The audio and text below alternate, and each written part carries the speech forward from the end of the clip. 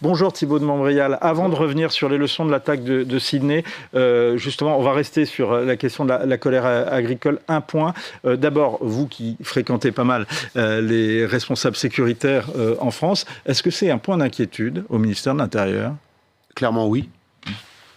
Clairement oui, pour des raisons tactiques que chacun a vu depuis quelques jours, avec une montée d'une forme de violence sur le terrain, mais pour une raison qui dépasse la question de purement tactique du maintien de l'ordre, c'est que cette affaire illustre un point qui est de plus en plus préoccupant et qu'on voit de plus en plus dans le débat public, quel que soit le sujet, c'est que la parole publique n'est plus crue. C'est-à-dire qu'on a beau avoir un certain nombre d'éléments avec des vétérinaires, des scientifiques, des retours d'expérience de différents pays, quand c'est l'État qui prend des dispositions qui sont dures, mais qui ont vocation à éviter que la situation ne soit pire encore, et les gens ne les croient plus. Et ça, c'est une source de réflexion qui dépasse très largement la crise agricole, qui, je pense, va être au cœur de la campagne de la prochaine élection présidentielle, mais qui montre la crise du politique en France, quel que soit le sujet. Il y a une autre question qui revient notamment dans les réseaux sociaux, sur les réseaux sociaux concernant justement ces mobilisations. On voit quand même que la répression de ces mobilisations est assez ferme, que l'État a choisi la fermeté.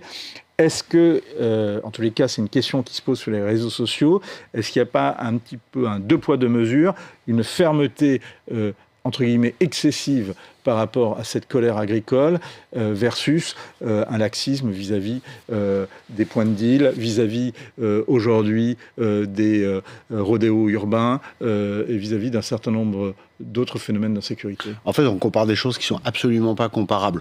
Moi, à titre personnel, je considère qu'il y a une forme de maladresse non pas dans le fait de déployer des moyens pour notamment en Ariège, parce qu'il fallait en déployer, mais c'est peut-être pas la peine de sortir immédiatement les derniers blindés Centaure qui sont extrêmement impressionnants et qui sont agressifs. C'est leur vocation. Hein. C'est bien d'avoir ces matériels.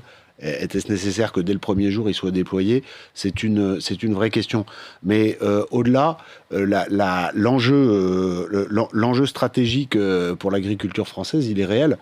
Si, parce qu'on faiblit et on cède à une forme de populisme, on ne prend pas les mesures sanitaires qui s'imposent, et si on se retrouve avec une catastrophe endémique, à ce moment-là, les grands perdants seront les agriculteurs. Toute la difficulté, encore une fois, c'est qu'il y a eu, de ce que je comprends, encore une fois, je ne suis pas un spécialiste, mais de ce que je comprends, il y a eu en amont, pour le coup, un manque d'information et sans doute de communication et de dialogue du gouvernement. Ça c'est quelque chose qui est beaucoup reproché, y compris parmi les plus modérés chez les représentants syndicaux agricoles.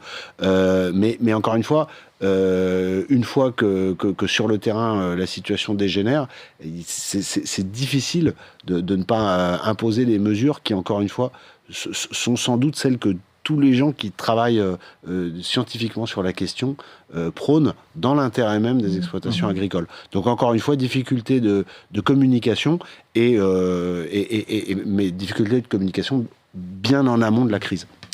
Merci pour ces premières précisions. On va revenir sur les attaques de Sydney. Que vous inspire-t-elle, Thibaut de Montbrial, en particulier le profil des assaillants ?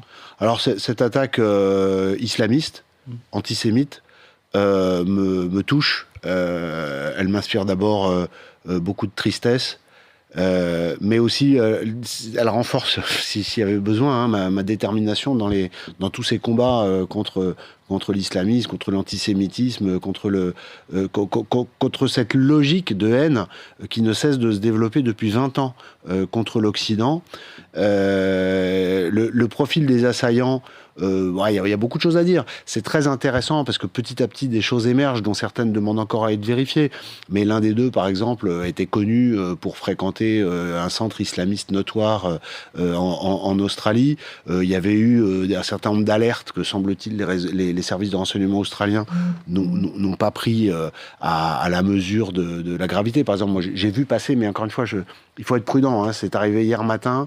Donc, il y a des éléments qui demandent qu'on confirmation. Mais apparemment, les individus étaient connus, mais pas connus pour être capables d'actions aussi radicales. Donc la première leçon à tirer par rapport à la France, c'est que, c'est pas une critique, mais c'est un constat, c'est quand on dit y a une évaluation sur la dangerosité des gens, ce qu'on est bien obligé de faire quand on est un service de renseignement, c'est pas parce qu'on considère que des gens ne sont pas à un niveau de dangerosité tel qu'on pressent qu'ils puissent passer à l'action, qu'ils vont pas le faire. Vous voyez, mais est-ce que justement la dangerosité, la difficulté de l'évaluation de la dangerosité. Est-ce que justement notre législation, et en particulier notre législation antiterroriste qui s'est adaptée depuis les attentats de 2015, n'est pas dans cette logique-là justement, n'est pas dans cette logique effectivement d'intervenir très tôt en amont, dès lors qu'il y ait des personnes qui montrent quelques signaux. On en a discuté récemment sur ce plateau, en s'interrogeant sur le fait que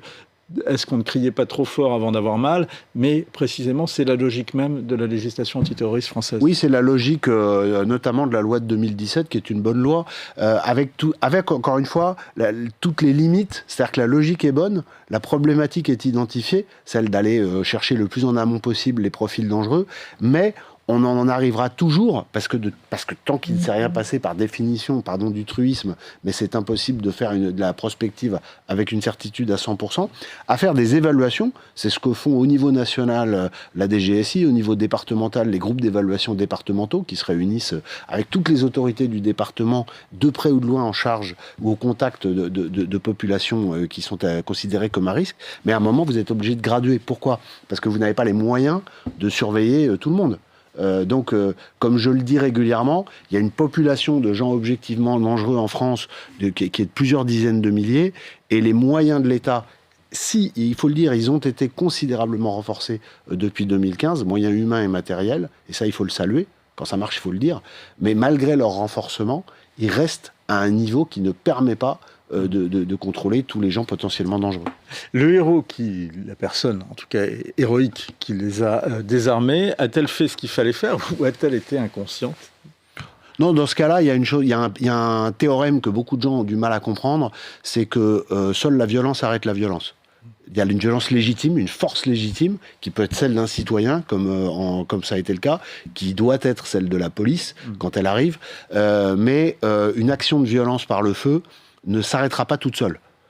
Donc, c'est quelque chose qu'il faut bien rentrer dans la tête des gens, encore 10 ans après les attaques terribles qu'on a subies en 2015 et après 2015, c'est qu'il faut se préparer à des actions de cette nature et que seul le feu arrête le feu. À partir du moment où la police n'est pas encore là, non mais je finis, je réponds à votre question, tant que la police n'est pas encore là,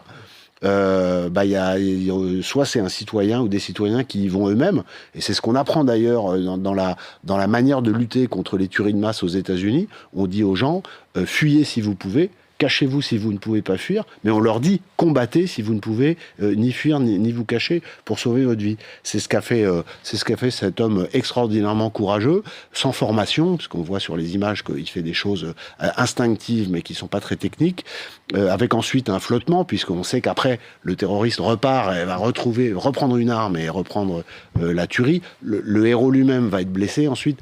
Donc mais c'est admirable de courage, et il a sans doute en retardant l'action de ce terroriste, il a sans doute sauvé des vies. Oui, ça, la question, c'est si le bilan aurait pu être plus lourd. Oui, bien sûr. Aujourd'hui, on parle à peu près aux alentours de 16 morts et de 40 blessés, dont un Français, un ingénieur informatique originaire du Bourget. Que vous inspire leur mode opératoire ? Je vous pose la question un peu plus précisément. Est-ce que ça ne vous a pas fait penser à l'attaque qu'on a connue en Tunisie en juin 2015 à Sousse ? Ah bah évidemment. Et c'était un carnage. Oui, c'était un carnage.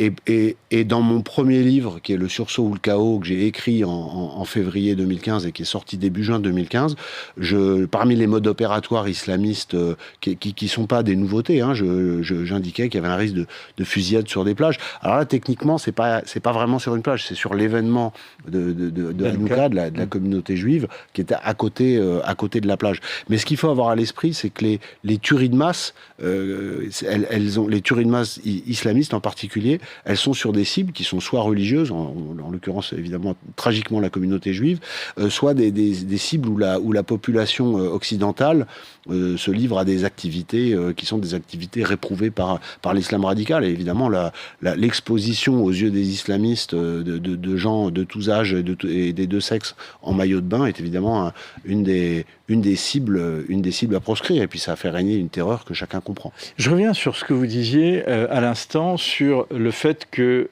un des deux assaillants avait montré des signes et des fréquentations de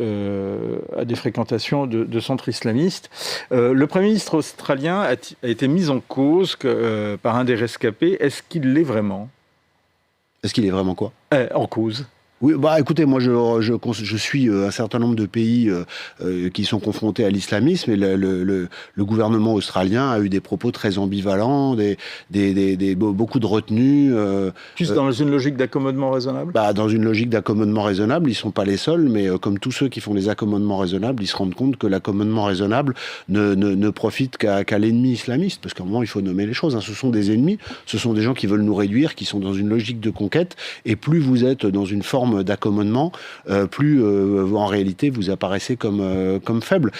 Toute la difficulté de la politique face à l'islamisme, c'est qu'il faut tendre la main à tous les musulmans qui ne sont pas radicaux, et heureusement il y en a beaucoup, mais tout en étant absolument inflexible avec ceux qui le sont, et bien avant les passages à l'acte de violence, les centres islamistes, les centres de propagande, tous ces endroits où on recrute et où on propage une idéologie qui est une idéologie mortifère pour l'Occident. Il faut les contrer et lutter contre sans état d'âme. Laurent Nunez propose en France de sécuriser les lieux de culte juifs en amont. Est-ce que cela suffit ? Alors, bien sûr qu'il faut les sécuriser, il a raison. C'est pas nouveau et les forces de sécurité intérieure le savent, et tous les ministres de l'Intérieur depuis 2015 donnent les mêmes consignes. Ce que je voudrais dire ici, c'est vraiment important, c'est qu'il faut, on a des raisons de penser que l'Iran est derrière l'attaque de Sydney. Les gardiens de la Révolution, la force Al-Quds, c'est le bras armé de Téhéran. En France, la force Al-Quds a droit de cité au sein de l'ambassade. Et les gardiens de la Révolution ont toujours travaillé de la même façon. Ils ont utilisé les liens qu'ils peuvent avoir, notamment en formant des commandos d'Al-Qaïda à Téhéran, c'est-à-dire des chiites forment des sunnites. C'est ce que j'allais vous demander. En quoi l'Iran, justement, puissance chiite, peut avoir des liens ? Parce que les gardiens de la Révolution, l'Iran, quand il s'agit de semer le chaos, il n'y a pas de chiites ou de sunnites. Parfois, il y a des affrontements entre eux. Mais ce que je vous explique, c'est qu'il y a des camps d'entraînement de terroristes sunnites par les forces chiites près de Téhéran. Ensuite, il y a donc des liens qui sont exploités dans les pays occidentaux, et les gardiens de la Révolution travaillent toujours de la même façon. Soit ils sous-traitent à des voyous, en particulier à des gens qui travaillent par ailleurs, par exemple pour la grande criminalité organisée, soit ils rejoignent, ce qui est un sujet qui inquiète beaucoup aujourd'hui en France, ils se rapprochent de services comme les services algériens, ce qui est un énorme sujet aujourd'hui, le rapprochement entre les Iraniens et les Algériens, soit ils travaillent par des commandos qui viennent eux-mêmes d'Iran, mais évidemment c'est de prendre un risque inutile que d'exposer des Iraniens. C'est beaucoup plus habile, vu de leur point de vue, de travailler sous faux drapeau en déléguant la tâche à des voyous. Et dernier point qui est essentiel, c'est que la duplicité des Iraniens, ça consiste à fomenter et à inspirer et à financer ce genre d'action, tout en les dénonçant sur le plan diplomatique et en se rapprochant des chancelleries occidentales en disant on peut vous aider à lutter contre le terrorisme. Et donc il ne faut pas être naïf, il faut avoir connaissance des modes opératoires de ces gens qui sont des ennemis et qui annoncent, en particulier depuis la guerre dite des 12 jours entre l'Iran et Israël d'avant l'été, que les intérêts israéliens et juifs, qui ne sont pas forcément les mêmes, israéliens c'est en lien avec l'État d'Israël, et juifs c'est tous les gens qui sont de confession juive, bien que des actions dans le monde entier seront effectuées. Deux dernières questions, Thibault de Montbrial, parce que ce que vous venez de dire est quand même important. Il y a une énorme inquiétude, dites-vous, entre des services de renseignement français concernant un rapprochement entre les services iraniens et les services algériens. De quoi a-t-on vraiment peur Exactement. Ce sont deux pays qui, pour des raisons différentes, sont dans une logique où ils ont intérêt à déstabiliser. Alors, pour l'Algérie, il y a vraiment un sujet avec la France.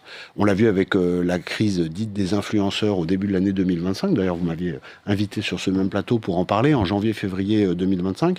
Il y a des réseaux d'influence algériens extrêmement puissants en France, dont d'ailleurs fait partie de ces réseaux d'influence la Grande Mosquée de Paris, ce qui est quand même un sujet. Mais bien au-delà, donc il y a un activisme des services algériens qui peuvent évidemment s'appuyer sur un vivier de gens qui sont en lien avec l'Algérie, qui sont directement ou indirectement de plusieurs millions en France, ce qui était forcément un enjeu crucial en termes de déstabilisation potentielle. Et donc tous les services, mais qui peuvent aussi, alors j'élargis le sujet, mais qui peuvent aussi être pour d'autres raisons, les services russes, ont intérêt à se rapprocher des Algériens, qui sont ceux qui connaissent le mieux le territoire français. Rapidement, dernière question, faut-il s'inquiéter pour Noël ? Sincèrement, oui. Sincèrement, oui. Mais c'est une inquiétude qui est prise en compte. Mais c'est pas pour ça que pour les raisons de volume dont je vous parlais tout à l'heure, oui, bien sûr, il faut vivre, mais il faut vivre avec vigilance et sans naïveté. Merci beaucoup Thibaut de Montbrial. On va continuer justement à revenir sur la situation en France. Je recommande d'ailleurs vos livres et votre dernier livre en particulier, bien sûr à retrouver, qui est La France, le choc ou la chute. C'est aux éditions de l'Observatoire.